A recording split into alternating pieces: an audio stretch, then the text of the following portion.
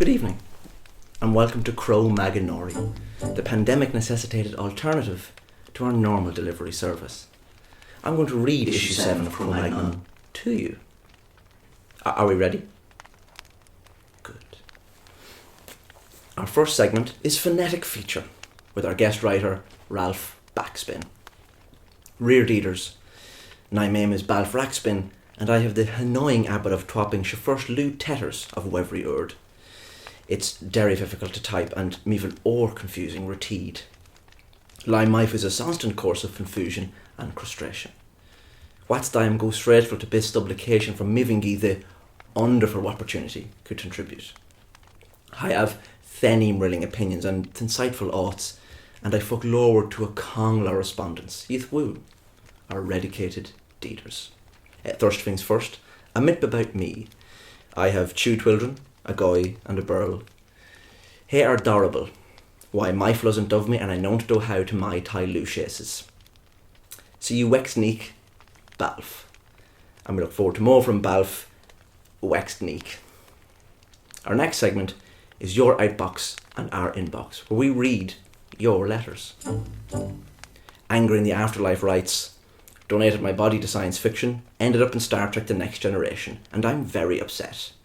I ticked the don't put me in something terrible please box on my organ donor card, and yet here I am, a lifeless red shirt in the hallway. I can't put up with this. Concerned and Confused writes, I thought organ donor cards were for pianists looking to scale up their instruments at a low cost.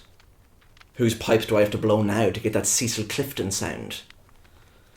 Balls to That writes, is it just me, or does Albert Brooks's hair look remarkably like my groin beard? Did he get it cut to look like mine? Or does my scrotum just love Lost in America? I'm scared and impressed in either case. And lastly, More Confused writes, how is the second letter responding to the first letter?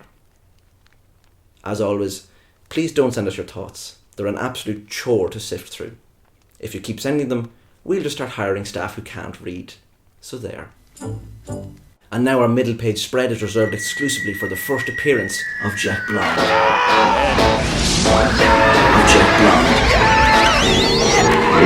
Sci-fi. Travel with them through space and time signatures. I wish I was a spaceman. The massive explosions from the engine room didn't fill anyone with confidence. Captain, we've lost power to the pop thrusters. Redirect minor chords to the rhyming couplers and engage overdrive, said a voice who'd seen it all before. Sir, that's commercial suicide. I said do it, demanded Volume, the leaderous captain. Renegade shrugged and did it. Nothing changed. Volume snapped. Nothing! Stop changing! Nothing apologised with a wave of his trousers and shuffled to his quarters. Oh wait, I forgot to turn on the input monitoring, muttered Syl. His voice cracked, as this was the first time he'd spoken today, and he hoped no one noticed. They did. You're a fuckhead! The crocodile rocket juddered and stalled for a second at this unexpected change of direction, but soon forgot what it used to sound like and preferred this new stuff anyway. It regained composure, as did the crew, who breathed a sigh of relief. The ship didn't, because it doesn't have a respiratory system. Good thing too, because it has asthma. As Volume, the captainess leader, slumped in the chair that he saves from miraculous escapes, a face appeared on the monitor that all ships have and can be inexplicably accessed by anyone at all times. Hey all, just wanted to reach out and touch base to say you can strum but you can't hide. I'll recoup you if it's the last thing I do. Static overtook the impotent threat which had fallen on headphoned ears anyway. The new Meteor Shower single had just been released. Follow the adventures of Jet Blonde in the next issue. Our next segment is Pep in Your Step. This is two-time featherweight champion Willie Pep pre-box. Look at him there. It's a wrecking machine! And this is two-time featherweight champion Willie Pep's post-box. Our next segment is how to make a haunted house a haunted home. Sylvia Gardner, convicted murderer and world-famous interior designer, has made a living out of killing and selling on the houses to future young couples looking for a step up onto the property ladder. In her book, So You're Host to a Ghost, she gives tips on how to please the poltergeist in your pantry. Today, she shares one with us. Sylvia's Slice of Nice. Alongside your live, laugh, love frame, maybe try being a bit more conscientious and put up a die, laugh, love frame too. The undead are often overlooked when it comes to decoration decisions, but maybe if they felt a bit more included, they wouldn't possess your children as much. Thank you, Sylvia. I'll take that on board. And our final segment is Quaranteenager. He saves saving the day for another day.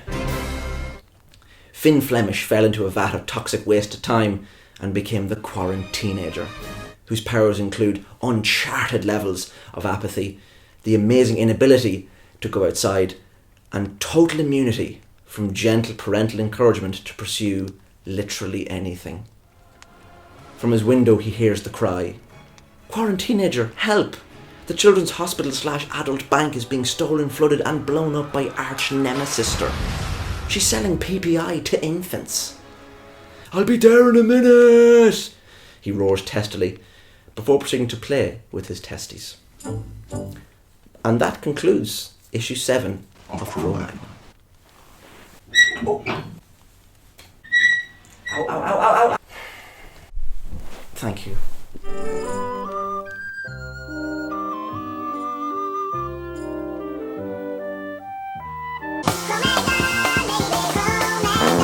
Ça, ça fait un mec qui a fait mal.